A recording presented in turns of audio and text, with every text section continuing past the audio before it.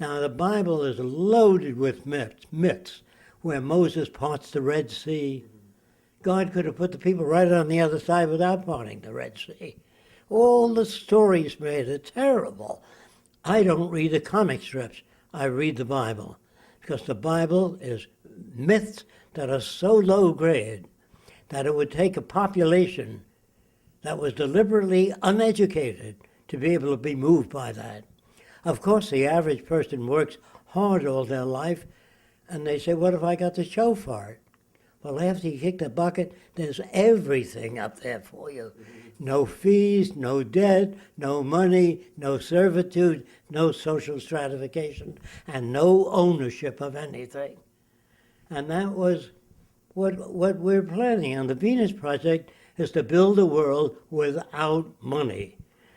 So that you understand what I'm talking about. If you're shipwrecked on an island, both you guys, and say you had $10 million, he had gold, diamonds, rubies. The island has no fish, no water, and no arable land. You have nothing. You can't eat the money. You can't eat the gold. So what is real value? Resources.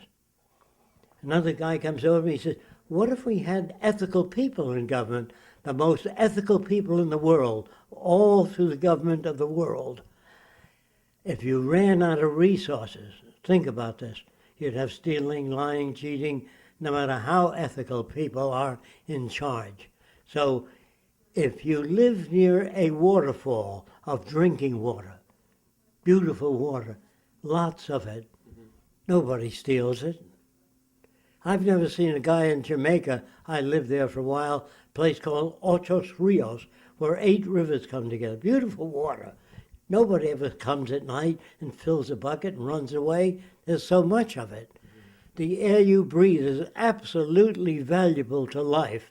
There's no price tag on it. Why? Because it's so abundant, they can't control it.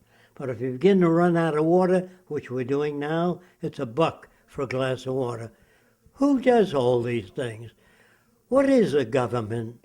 Well, these are a bunch of ignoramuses, all governments, all through history. Your presidents have been stupid people all the way back. Now, our problems are not political, they're technical. Everything that you have, I'd like you to listen to what I say, don't get angry. Think about it. Everything that you have, your washing machine, your electric light, your automobiles, your airplanes, are all technical. Without those things, you'd be pulling boats, slavery. You'd be whipped and beaten into slavery. So technology is on the backs of probably no more than 20 people, gave us everything. The Edisons, Louis Pasteur, if it wasn't him, we'd all be dead. So the real things that you have that work for you are technical. For example, if you're driving a car, it says, caution, slippery when wet. We would take down all those signs, put abrasive in the highway so it's not slippery when wet. There'd be signs, drive carefully, 14 miles an hour, school crossing. The power output would be 14 miles an hour, so you can step on the gas all you want to.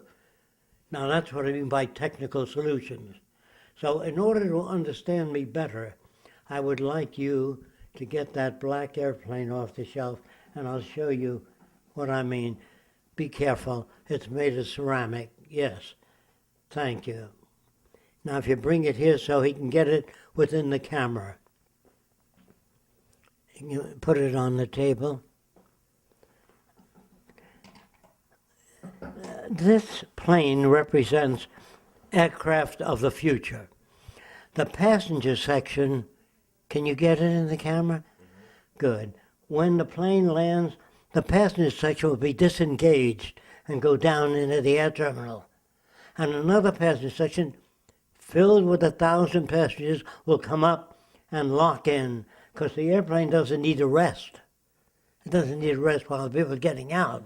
So you can load it right away and get much more use out of aircraft. That's awesome. Not only that, they tell you today that under your seat is a life raft. Now, if you land in the northern sea in the wintertime, you're good for about 12 minutes. Then you die. I don't care how big your raft is. The passenger section can be disengaged and float with all the food and everything you need.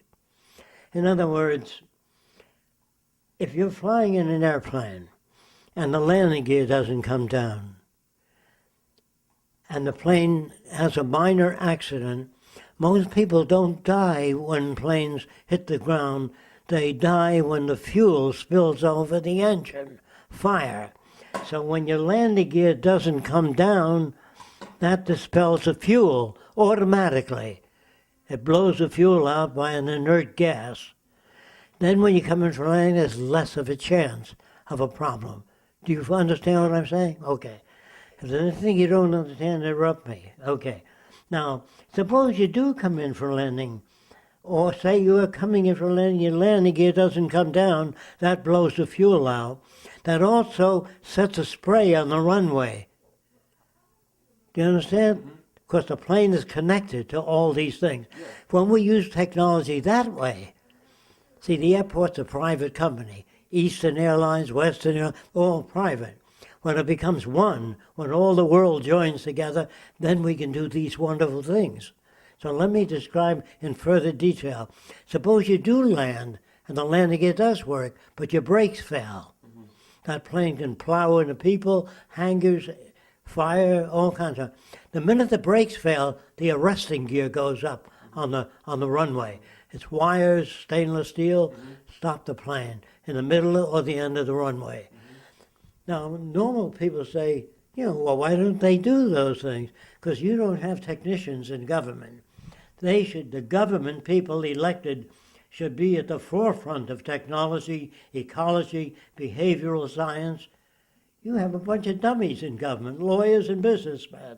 They don't know anything. Is Obama a nice guy? Maybe so. But he doesn't know what to do. So he thinks by giving people temporary purchasing power and giving the money to the people that caused the problem in the first place, the banks and industry. If GE can't turn out a better car than Toyota, they're going to fall. If they don't offer you a blueprint of a new car that's cheaper, faster, better, higher quality, longer lasting, they can't remain in business. So what are they going to do giving these companies or bailing out Wall Street or the banks? The banks are the most offensive organization ever conceived of.